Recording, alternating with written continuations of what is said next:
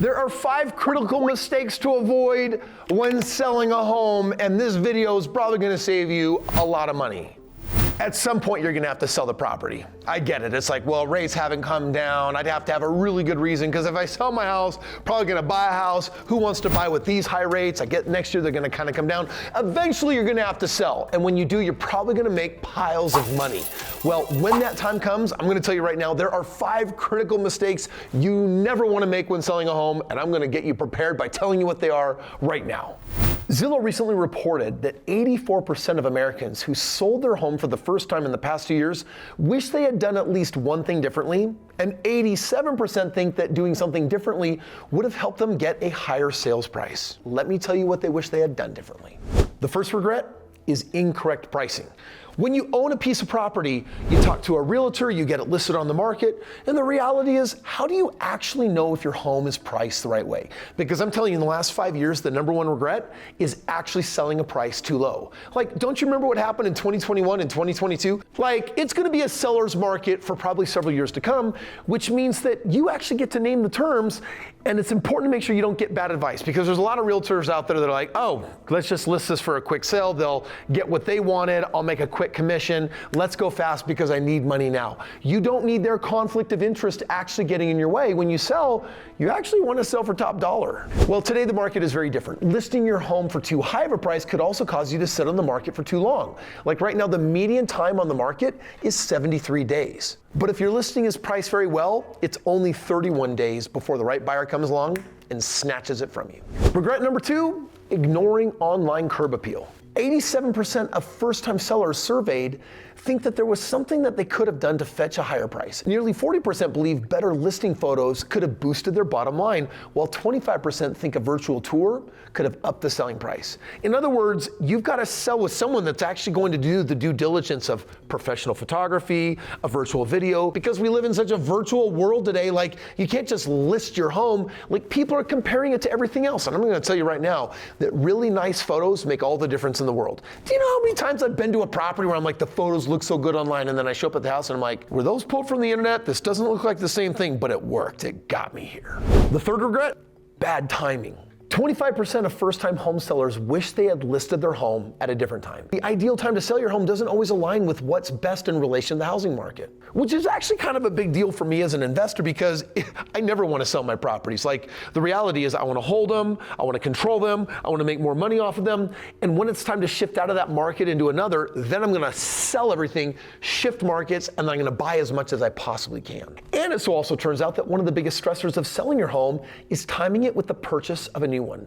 More than 1/3 of recent first-time sellers, 36%, wish they had known how long the selling process would have actually taken, so they could have actually created a smoother transition.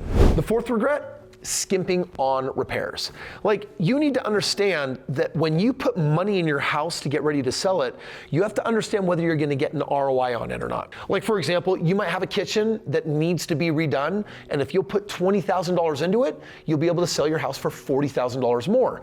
Well, in that situation, that's like making just an extra $20,000. You wanna redo the kitchen. There are other people, though, that are like, like, I would like to sit on a gold toilet in my bathroom. I'm gonna pay $100,000 and gold plate the throne. Your house will not be worth $100,000 more. In fact, its price won't go up at all. The perceived value might go up for like a couple of weirdos that are like, oh, the value's gotta go up with my gold toilet experience on the throne. In other words, you should calculate what the ROI is on your repairs. You should look at your market, and if things are moving pretty quickly, you probably need to do less repairs, but the last thing you want to do is over-renovate, and a lot of people do that. They end up saying, oh, well, I'm selling the house. We want to make it as attractive as possible. And so you start looking around, you're like, all these neighbors, they have like downgraded cabinets. Let's put in premier cabinets. I'm like, you ain't going to get money out of that investment, so you got to be smart with your money. The fifth regret is actually a bonus, and it actually comes from moi, yours truly, and it's this. If you sell a house only to buy the next house you're gonna live in, and then later sell that house to buy the house that you're gonna live in, the average person will live in 3 different homes during their adulthood. And their biggest mistake, not holding on to them. Literally always trading one for another and one for another. And the reason why we do this is we're like, well, I lived in this house for 10 years and it has $100,000 of equity. So if I sell it, I can take all of this cash and I can move it as a down payment into the next property so that it's actually $100,000 more paid down. The problem with that line of thinking is that the average American in this country right now has $299,000 worth of equity. But when you retire, Forbes reports that you need $3.1 million. And so it's like, when I get to retirement, on average, my retirement's gonna have $254,000 in it. My equity's gonna be right around $300,000. But Forbes says I need $3.1 million. I have a net worth of like $600,000. So you're falling short by almost 80%. If you had just kept the earlier homes rather than selling them and actually had rented them out, or from time to time sold them and bought a few more, you could literally go into retirement with 10 properties. And what if you had a couple $100,000 of equity in each one of them? Well, that's a couple $1 million. And that gets you closer to the number that you need to retire. So if you're watching this video, you might be considering selling your home at some point in the future. And to you, I would say time out. Stop. Instead, there's a link below where you can request a free game plan, because I might be able to show you some really cool math of don't sell that house, let this be the start of a portfolio. There may be a way to turn this house into an asset, or use it to buy a few more homes so that while you're busy living in your personal home, your primary residence, serving your purposes, you have a small portfolio of homes that in the end might be worth millions of dollars. Now, if you want to know how every home can leave you financially better off, produce a positive cash flow and tax benefit, and literally make you richer instead of poorer, click the link below, request a free game plan, let me show you.